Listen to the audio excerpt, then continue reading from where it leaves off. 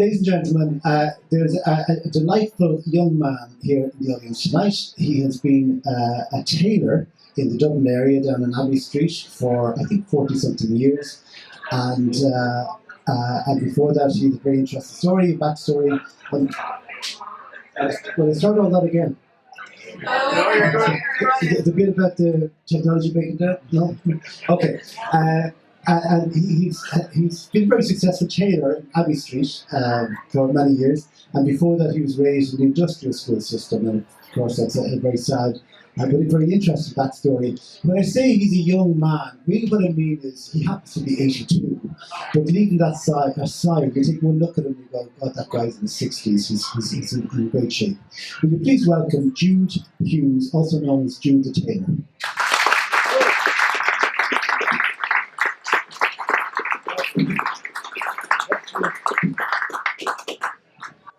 So, I take one look at you and I go, that guy's not 82. What's the secret? Viagra.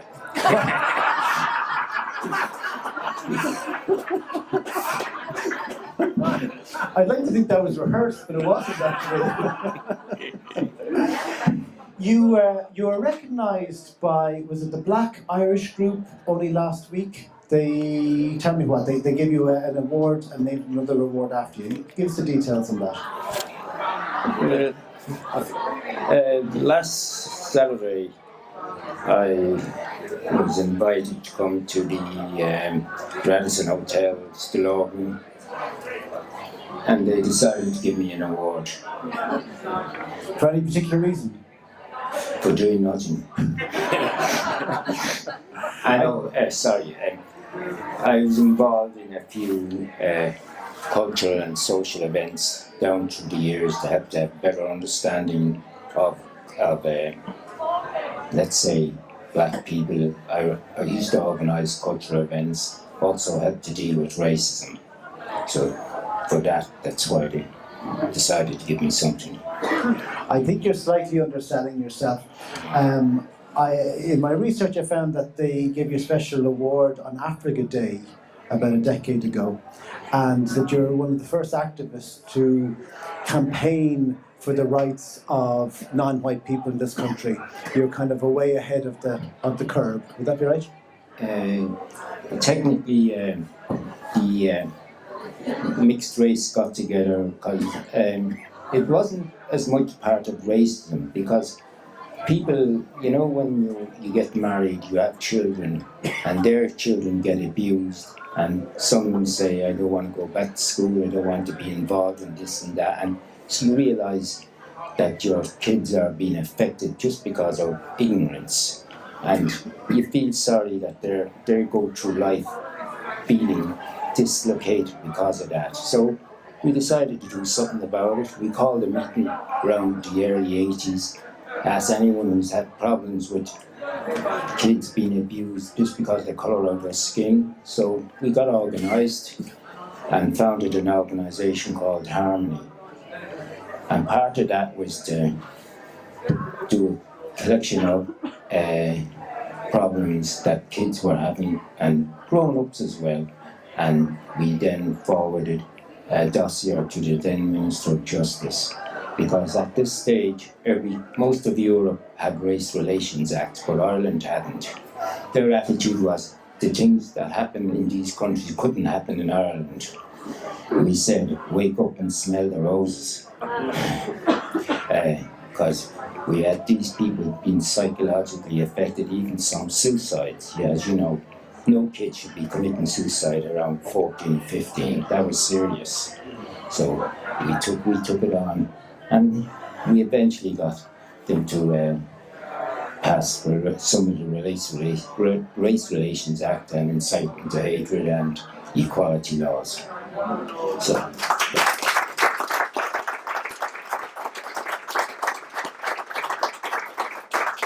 So you settled here in Dolphin's Barn, not very far away from here. You have 2 adult sons, and I'm wondering about the Ireland that you grew up in and the Ireland that they grew up in. Can you tell me which might be better or how they'll be different? Oh, there's a hell of a difference between my sons who've grown up here I always remember when they were having their, when they finished secondary school, Debs. Yeah. I couldn't believe the amount of girls they were able to collect. One of them went to 4 Debs, the other went to 2. I couldn't go to 1. So now that's the power of the Race Relations Act. No. You get invited to more dance. The reason I'm saying this, I used to play basketball, sports and all that.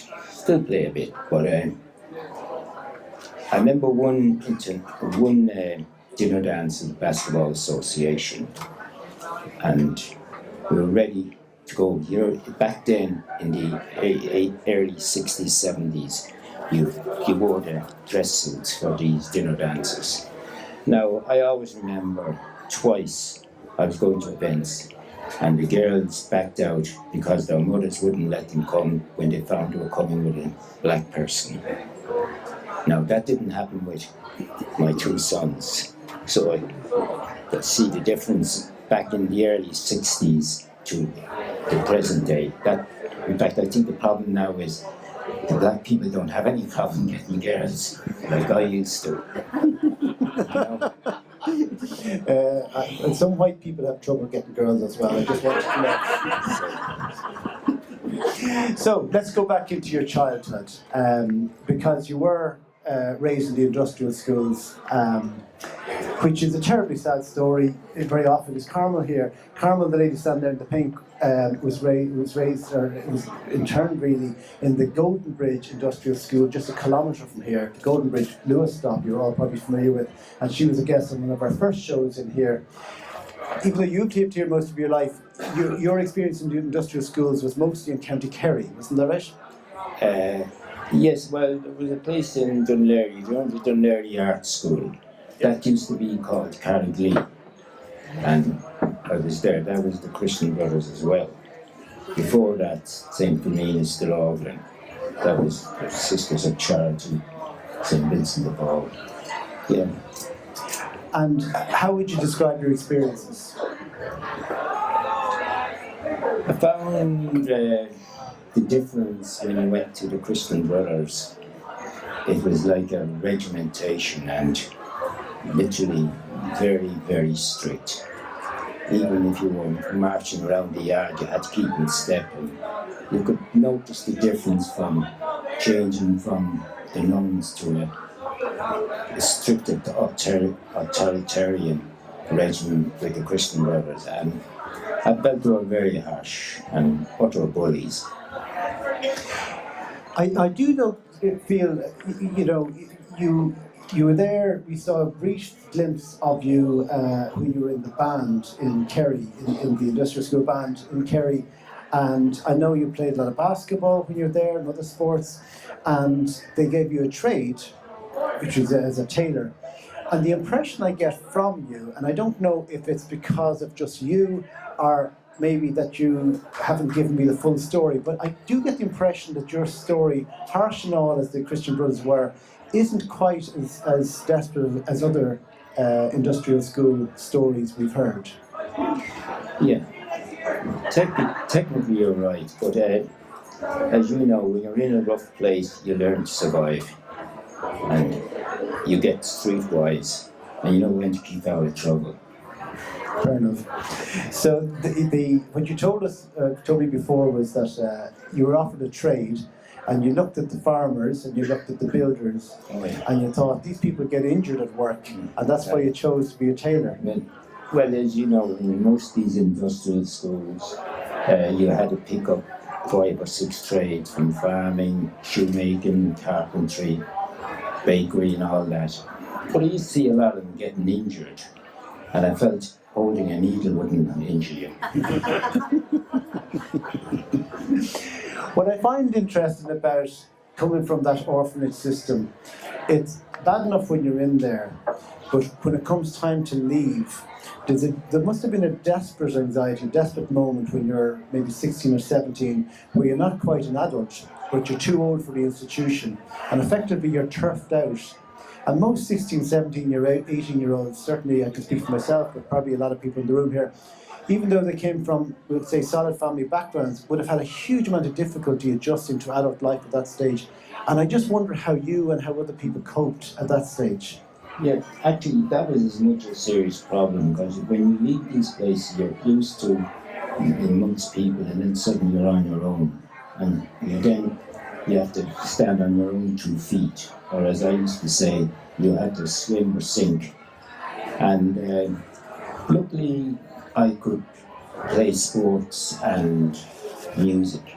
So I remember a friend of mine, Trini, gave me a name of a person I could contact up in Dublin. And there used to be a famous basketball team called the Dublin Celtics.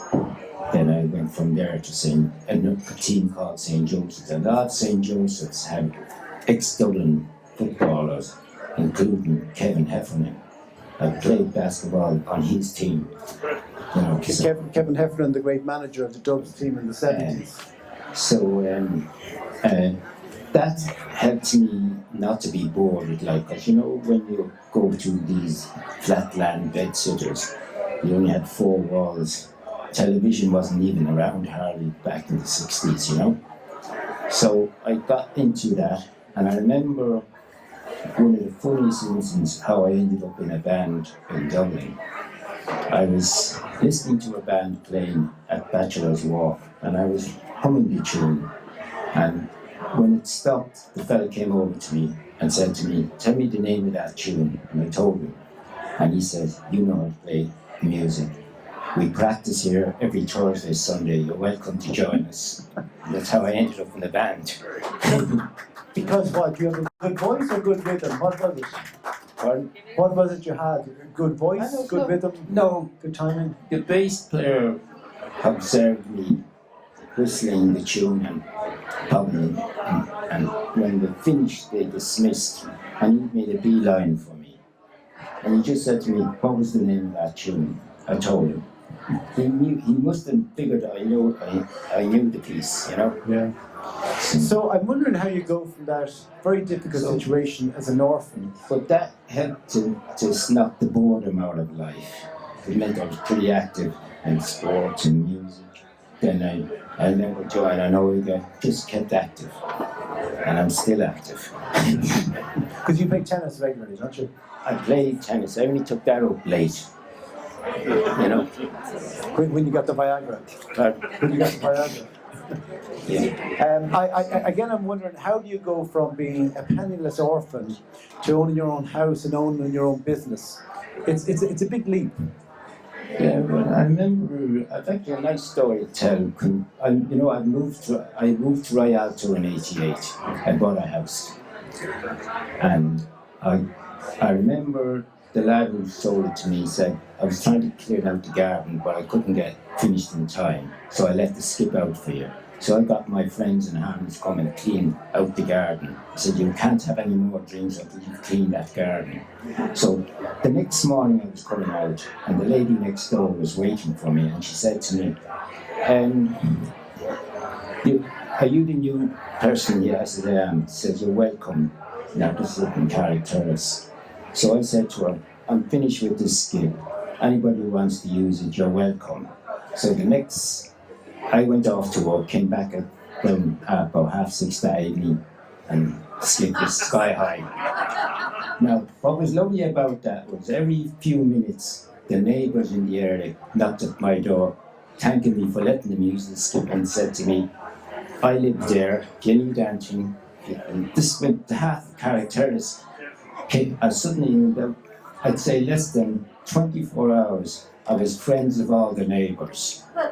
So the best thing if you want to get friends with neighbours, get a skip.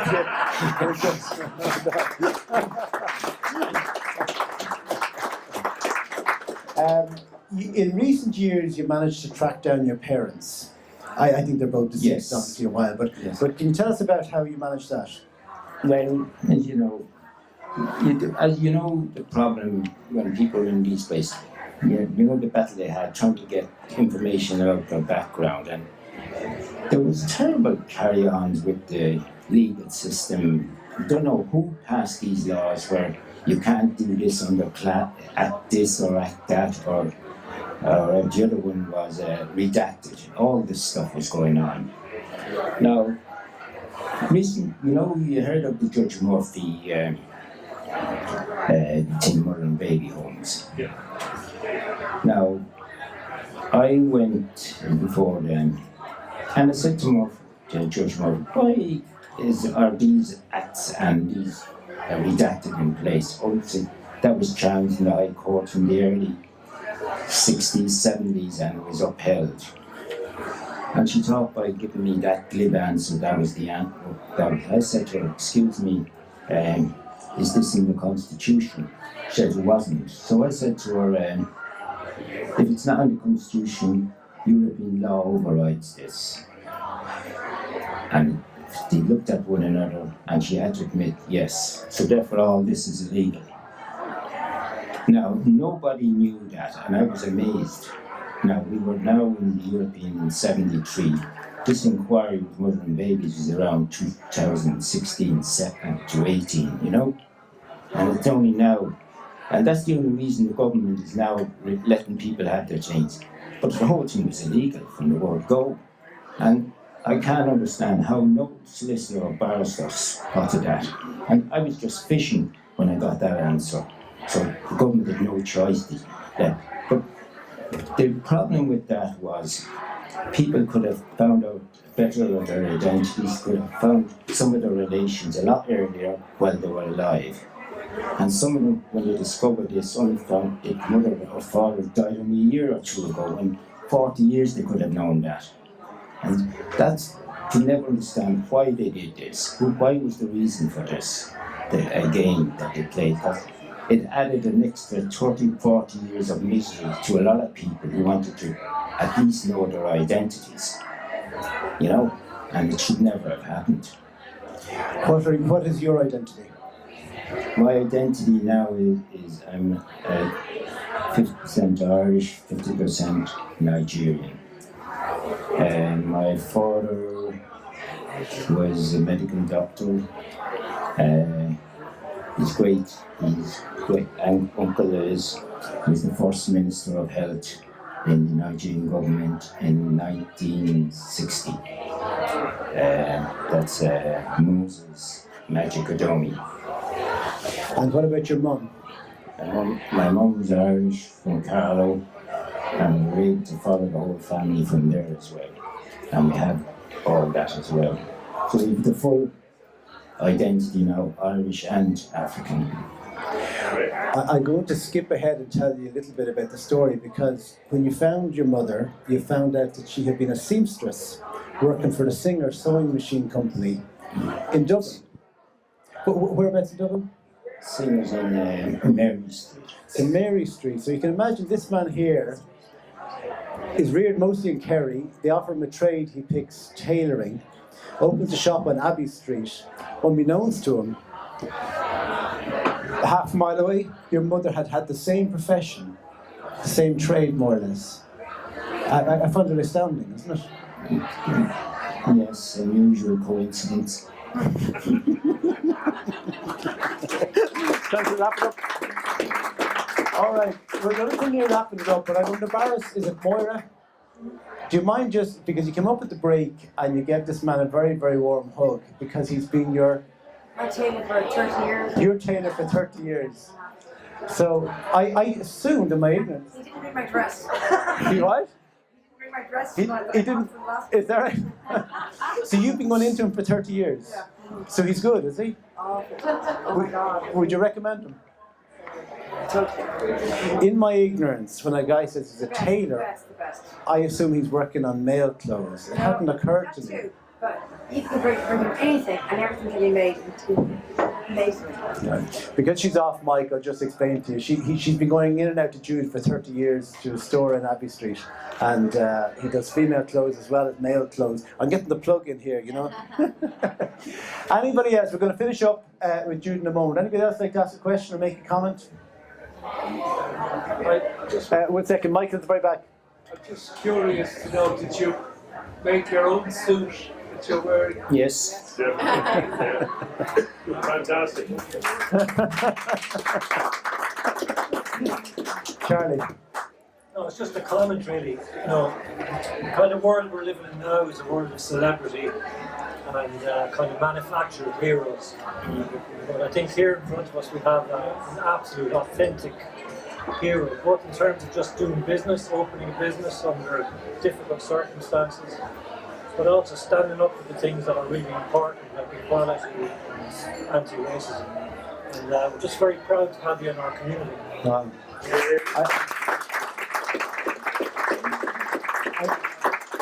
Before you respond, I'm just going to repeat it back to the people who couldn't hear it. You know, Charlie's just making the point that it's very proud to have him in our community in a time of manufactured celebrity and other, would say, false qualities. It's great to have an authentic person like that. Hopefully I'm representing your comment. It's great for me as well because this show is about the community, and it's about finding interested people in the community. Sometimes these people are famous, and it's very, very easy to sell tickets on the back of that. It's very easy to get people in. It's very easy